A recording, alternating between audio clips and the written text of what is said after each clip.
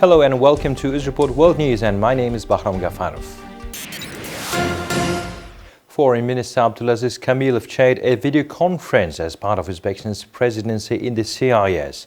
The meeting held on Thursday saw foreign ministers of several Asian and European countries and CIS Executive Secretary Sergei Lebedev. The participants exchanged views on interaction within the CIS and the international agenda. Uzbek Foreign Minister Kamilov noted the positive results of Uzbekistan's chairmanship in the CIS, including the successful implementation of almost all planned events, the adoption of a number of important documents that determine the future directions of cooperation between the participating states. These include updating the concept of further development of the CIS, the adoption of the strategy for economic development of the Commonwealth until 2030, and 9 program documents in the areas of military and border cooperation, innovation, transport, culture and sports, tourism and youth. With ongoing processes in the world related to the pandemic and other global challenges, the Commonwealth confirmed its important role in the economic and social development of the participating states. Following the meeting, 12 decisions and documents were adopted in various areas of cooperation. Uzbekistan Central Bank has made a decision to leave its main rate unchanged at 14%. This decision was made to keep tight monetary conditions, aiming at ensuring macroeconomic stability, the regulator said on December 10th. The state body said it plans to take all necessary measures to achieve the interim inflation target in 2021 below 10% in annual terms. The annual rate of inflation in November this year continued to shrink, having reached 11.3%. Meanwhile, food prices in November increased by 16.3% year-on-year. In particular, prices for meat products soared by 17.7%, fruits and vegetables by 18.5%, and bread products by 16%. The annual core inflation rate continued its downward trend and fell to 11.5%. Inflation expectations of the population decreased slightly in November this year, while expectations of business entities on the country increased. Industrial production following the results of 10 months of this year saw a 1.6% decline. The total number of transactions via bank payment systems in October increased by 7.3%. In November, this figure made up 1.1%. According to preliminary calculations,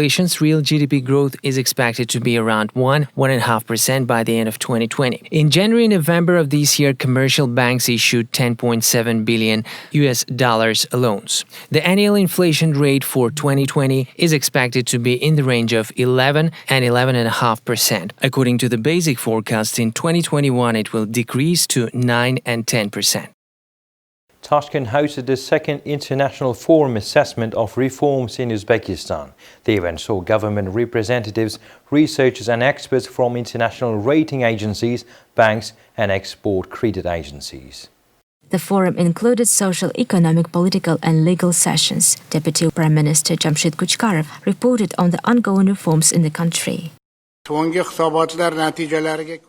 to the recent results of the Doing Business annual report, the ranking of Uzbekistan has improved by 7 positions and by 19 positions on logistics utility. The republic has also improved its rating by 26 positions in the Economic Freedom Index. The chairperson of Ali Majlis, Tanzila Narbayeva, said that the problems in political, economic and social spheres were being tackled systematically. Uzbekistan has adopted a national strategy on human rights and joined the United Nations Human Rights Council. The United States removed Uzbekistan from the special watch list for violation of religious freedom. We are working on daily concerns of people. If you look at legislative documents, due to large reforms, the number of legislative acts has grown exponentially. The current presidential decrees exceed the standards 4 times and the government's resolutions more than 3 times, which at the end increased the workload of the Ministry of Justice. The minister emphasized that innovations should never cause difficulties or lead to bureaucracy. We are introducing an evaluation system of adopted documents. What are the ramifications and the ways of their implementation? We also study their impact on business. Will it bring any innovations or not? All this must be known and presented in advance. We are also introducing the regulatory guillotine, a review of existing laws and regulations with the objective of reducing the number of documents. Uzbekistan's private sector has loads of legal documents that they struggle to understand and follow. The forum participants also discoursed on opinions and recommendations of government agencies, entrepreneurs, foreign experts, scientists and researchers. Uzbekistan and the European Bank for Reconstruction and Development inked $150 million loan agreement to finance infrastructure projects, the Uzbek Ministry of Investment and Trade said on December 10th. The funds will be allocated to implement projects on supporting the electricity sector and construction of a water pipeline network to improve the water supply in Muzrabad district of Surkhan region, the ministry said. During the video conference talks, the EBRD expressed readiness to provide comprehensive support to accelerate reforms in the financial and banking sector of Uzbekistan, it said. The parties also reviewed the implementation of a number of projects in the field of energy, housing and utilities, ecology and the private sector, totaling more than €1 billion. They separately discussed financing projects in the private sector, which according to the EBRD is an extremely attractive and promising area of cooperation. Uzbekistan's Ministry of Innovative Development and Ministry of Health are now implementing a Phase 3 trial of a China-developed vaccine for COVID-19. The third phase of the pilot process has already been conducted among 20 people, in particular among family members of the Ministry of Innovation Administration.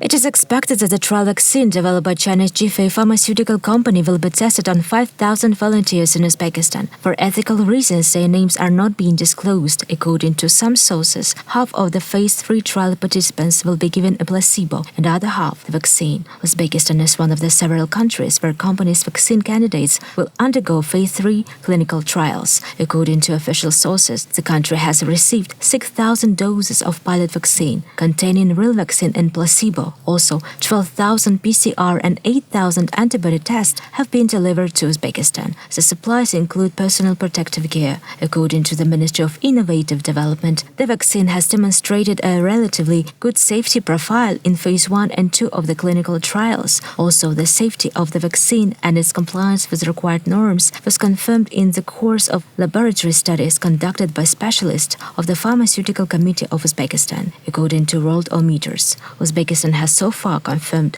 over 74,000 COVID-19 cases. On Thursday, the Ministry of Justice of Uzbekistan presented the first ever collection of legal documents on the rights of people with visual impairment in Braille. The book was compiled in cooperation with the United States Agency for International Cooperation that contains the law on social protection of the people with disabilities.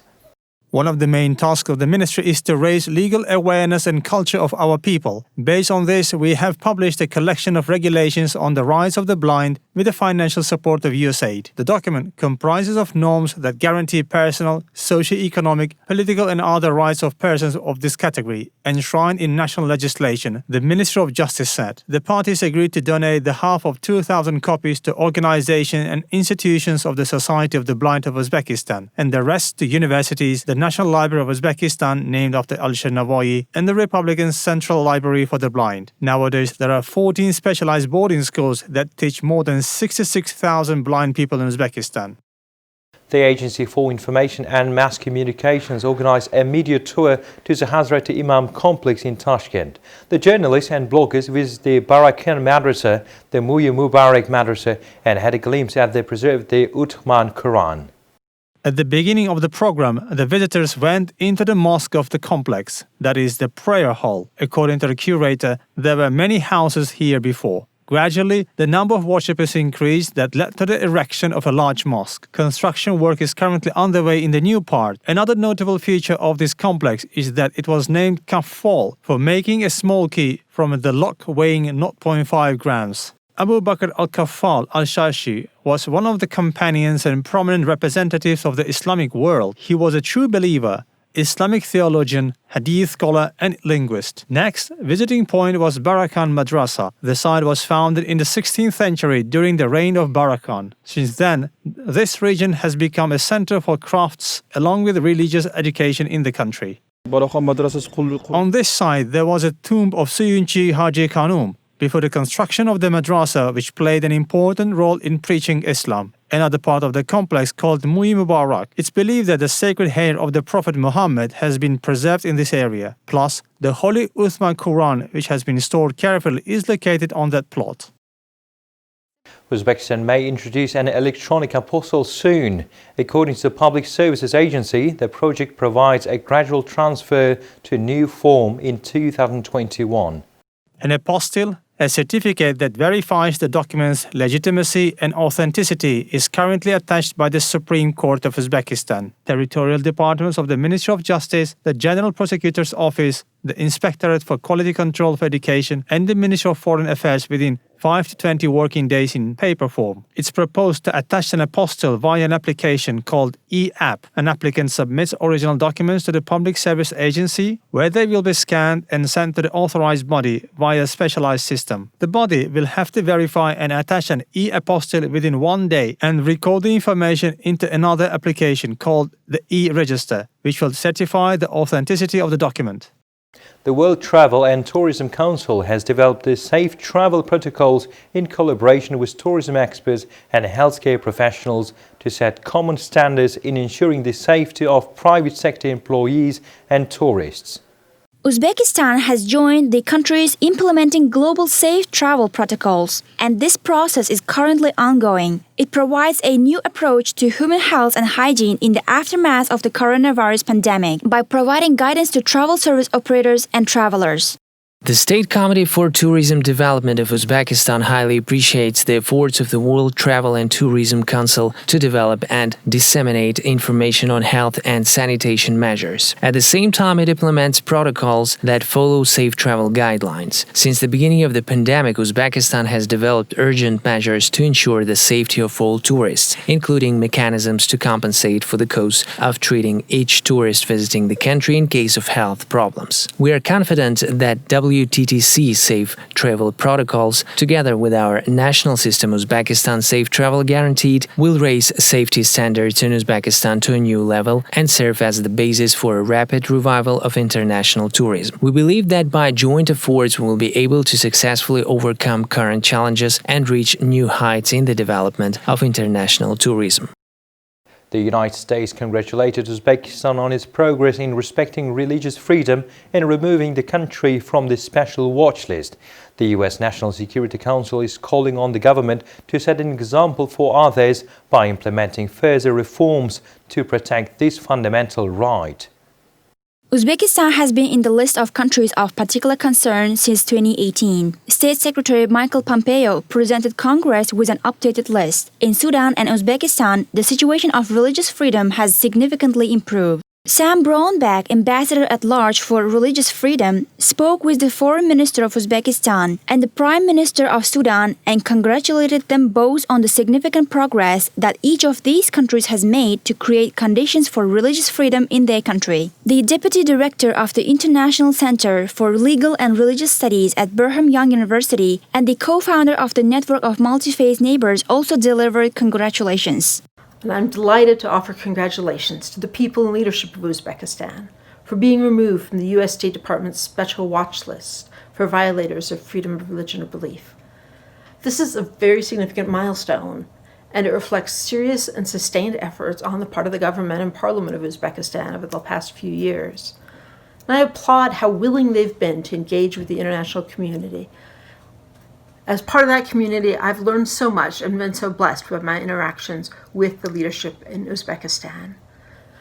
I appreciate their leadership and believe that this will be a blessing to citizens in their country, and it will establish Uzbekistan on the forefront of change and leadership on issues, particularly in Central Asia and even further abroad. It's been a joy and a pleasure to work with them. It's been wonderful to see so much change that is helping the citizens of Uzbekistan over the years, and I want to applaud the government and the parliament for taking the leadership on these issues. Thank you. I am so excited that Uzbekistan has come off the CPC list of the United States State Department. Now that excites me, but what excites me even more is the incredible progress that your country is making. Some people do minimal effort in order to achieve something, not you. Starting 2 years ago, you began to work aggressively on this. I saw it myself last year as we brought pastors, imams, and a rabbi together. We saw relationships solidified. We saw connections made. And I am so excited about what you're doing, but not just for yourself, but for the nations that surround you. Uzbekistan, you're on the right path. We're behind you. Thanks for being a light to the nations around you. Russia has banned the import of tomatoes from 3 regions of Uzbekistan: Kashkadarya, Fergana and Navai. This was reported by the press service of the Russian ministry. The cause was the brown wrinkling virus, which was detected in several bats. The ministry notes that if this disease spreads on the territory of the country, serious damage could be caused to vegetable growing. The virus could cause the loss of up to 70% of the crop. The virus also damages tobacco, eggplant, and cauliflower. No commercial tomato varieties are resistant to this virus. Earlier, the Uzbek Ministry of Investment and Foreign Trade said that no virus was detected in the country, as it is a new strain. The consultations are underway with the Russian side and measures are being taken to lift the restrictions.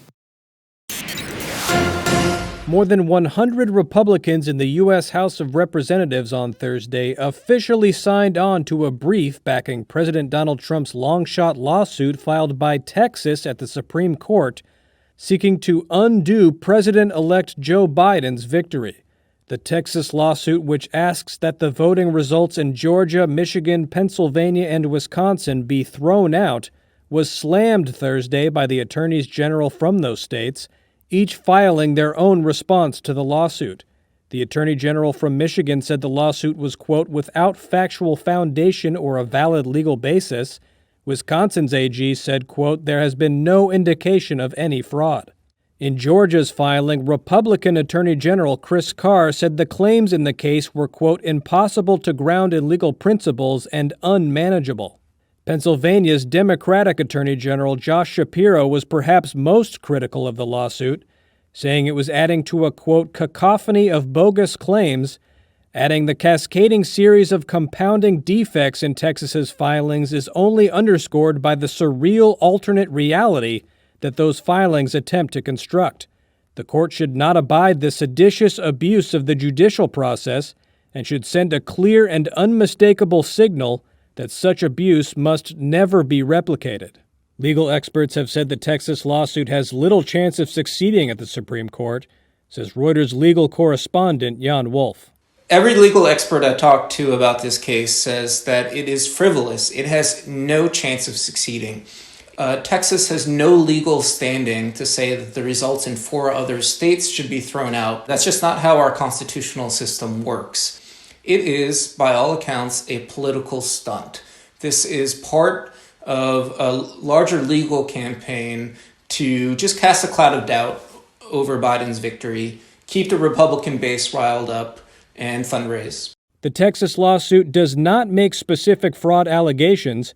Instead, it says changes to voting procedures removed protections against fraud and were unlawful. Trump on Thursday met with the man who filed the lawsuit, Texas Attorney General Ken Paxton, along with other Republican state attorneys general who support his cause. President Trump has turned this lawsuit into a loyalty test, perhaps a final loyalty test. And so you have 106 Republican members of the House signing on to this effort and endorsing what Trump is trying to do. More than half of the Republicans in the House of Representatives. But one Republican state attorney general, Dave Yost of Ohio, filed a separate brief on Thursday, disagreeing with the Texas lawsuit, saying that it, quote, would undermine a foundational premise of our federalist system, the idea that the states are sovereigns, free to govern themselves. As the United States suffers its most deadly period of the pandemic, a potential turning point Thursday. A panel of outside advisors to the U.S. Food and Drug Administration recommended for the first time that the agency authorize Pfizer's coronavirus vaccine for emergency use, an extraordinary medical breakthrough for a virus that was new to scientists just 1 year ago. Prevent COVID-19. The meeting, which lasted for hours, was streamed live for all to watch. This is an important day. FDA Commissioner Dr. Stephen Hahn said in an interview on CBS this morning that the panel's work was a crucial step in the fight against the virus. This, if there is an authorization of vaccine, will be the beginning, hopefully, of the end of this, that we can put this behind us and get to a more normal and healthy life. And, my heart just goes out to the people who have suffered from COVID-19. If approved by the FDA, which could come at any time, the vaccine developed by Pfizer and BioNTech would arrive at a pivotal moment. On Wednesday, the United States daily death toll topped 3,000 for the first time, more deaths than those suffered in the September 11th attacks. And the number of people hospitalized with COVID-19 reached a record 106,000. Putting a strain on intensive care units at hundreds of hospitals across the country, which are now at or near capacity, according to data from the U.S. Department of Health and Human Services. At Methodist Hospital in St. Louis Park, Minnesota, Dr. Nima Desai, the chief medical officer, says they're operating just short of capacity. Since April, initial surge, we called patients, we had between 40 to 60 patients of COVID a day. Now we're seeing in the realms of 80 to 90 per day. The rising caseload is putting a strain on already exhausted healthcare professionals. Jenna Jacobs is an ICU nurse at Methodist. These people are dying alone. It's very hard, and it's our reality right now. We are holding people's hands on their last breath. Potentially helping to rein in the outbreak, a vaccine could start reaching healthcare workers, first responders, and nursing home residents as soon as Sunday, though more likely early next week, according to Trump administration officials. As of Thursday, nearly 290,000 people have died from COVID-19 in the U.S. Hospitals are doing urgent training. Their freezer units sit empty and ready, and UPS trucks are sending out specialized equipment. An enormous nationwide operation is poised and ready now that a critical COVID-19 vaccine is one step closer to being deployed. A panel of outside advisors to the FDA on Thursday recommended the agency authorize the Pfizer-BioNTech vaccine for emergency use. Voted yes.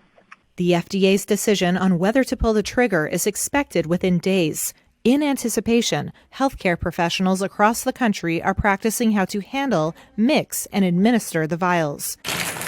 At UPMC Presbyterian Hospital in Pittsburgh on Thursday, packages of supplies arrived at the pharmacy in preparation for a vaccination clinic. A turning point in this crisis can't come soon enough. The disease has so far killed over 289,000 Americans and has overwhelmed hospitals nationwide. The country's daily deaths from COVID-19 surpassed 3,000 for the first time, a higher toll than in the September 11th attacks. Doctors like Warren Gavin at Indiana University Health Methodist Hospital are desperate for the cavalry to arrive. Personally, I cannot roll up my sleeve fast enough to get this vaccination, and I guess I would urge the community, when it's that time, to do the same. You may save at least one life, if not more. Of course, getting the vaccines to where they need to be is paramount. UPS and FedEx plan to ship millions of doses before holiday gifts with VIP handling, including GPS trackers on packages that will also provide temperature, light exposure, and motion data. Health officials say the priority is for high-risk individuals and healthcare workers to receive the dosages first. But until there is herd immunity, which could be many months away at the earliest, health officials are urging Americans to stay vigilant in their efforts to control the spread of COVID-19 and to still wear masks, even after getting the vaccine. Airbnb hosts from around the world rang their doorbells Thursday to celebrate the company's stock market debut and the biggest IPO of a U.S. company this year. Shares of the online home rental company opened at $146, which is more than double its $68 IPO price. The stellar market debut marks an impressive turnaround. Like all travel-related businesses, Airbnb suffered a sharp drop in bookings and an increase in cancellations when the global health crisis grounded all travel to a halt. But when travel restrictions eased, travelers turned to Airbnb and its listing of private home rentals, seeing that as a safer travel option than commercial hotels. Revenues rebounded in the third quarter, and thanks to cost-cutting, Airbnb posted a surprise quarterly profit. Over the years, it has also had to overcome data privacy concerns, rentals being used for unauthorized property-damaging parties, and complaints of discrimination by black travelers. As part of the NASDAQ's opening bell ceremony, CEO Brian Chesky acknowledged the challenges Airbnb had to overcome to get to this day. To our investors, thank you for believing in us, even when it wasn't always the obvious thing to do. You know, Airbnb is rooted in the fundamental idea that people are good and we're in this together. In the end, we are not just a company, but a community. And so now it makes sense that we take Airbnb public so we can share Airbnb with more of the world. But the competition is stacking up.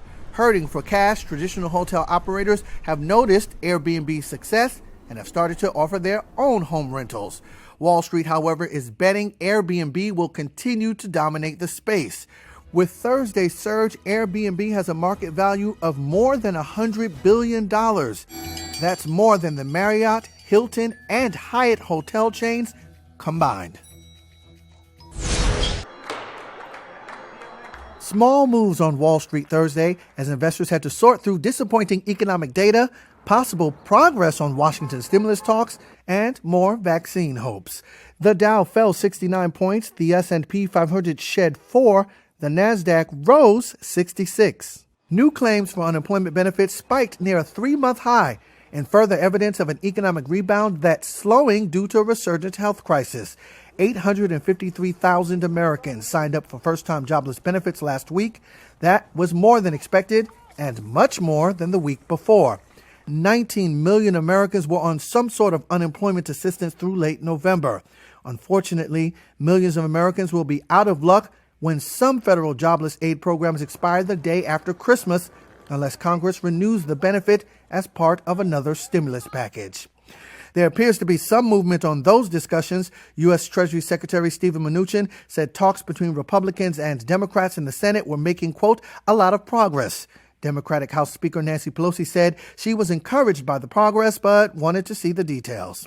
Art Hogan, chief market strategist at National Securities, says this market is stuck until something happens in Washington. Right now, we're in the middle of a tug of war. The tug of war is something like this. It's the vaccine news versus the virus news. And both of them are increasing. And the tiebreaker in both of those things is stimulus. And when we get good news on stimulus, when it feels like we're getting that, that's enough to say, okay, vaccine news win. Another day, another blockbuster market debut. Shares of Airbnb more than doubled in their first day of trading in what was the biggest IPO of a U.S. company this year. The stock ended the day up 112% at $144 a share. Its IPO price was just $68. Pfizer is on track to win FDA approval for the vaccine made with BioNTech in the coming days. It's already been approved for use in the UK and Canada. Energy stocks were among the leaders of the day after global crude prices topped $50 a barrel for the first time since March. For nearly a decade, Facebook has used its dominance and monopoly power to crush smaller rivals and snuff out competition. Facebook is being sued by the US Federal Trade Commission and nearly every US state, who say the company broke antitrust law. But how likely is it that Facebook will be forced to sell its prized assets, WhatsApp and Instagram? Reuters social media reporter Elizabeth Culliford. It's possible. Breakups have been done before. One expert that Reuters spoke to said that the case was strong on its merits. One antitrust expert that Reuters spoke to predicted the case could take years of litigation, so we might expect a long legal battle. Facebook CEO Mark Zuckerberg has previously said that Facebook will go to the mat to fight a legal challenge against the breakup of the company. We reported yesterday that in a post on an internal discussion platform, Facebook, that Zuckerberg said the lawsuits were just one step in a process that could take years to play out in its entirety. Facebook bought Instagram for $1 billion in 2012 and WhatsApp for $19 billion in 2014. Experts say it's particularly difficult to unwind a consummated merger that's been in place for years, not to mention the fact that the Federal Trade Commission cleared those purchases at the time. The lawsuits are the biggest antitrust cases in a generation, comparable to the lawsuit against Microsoft in 1998, which the federal government eventually settled.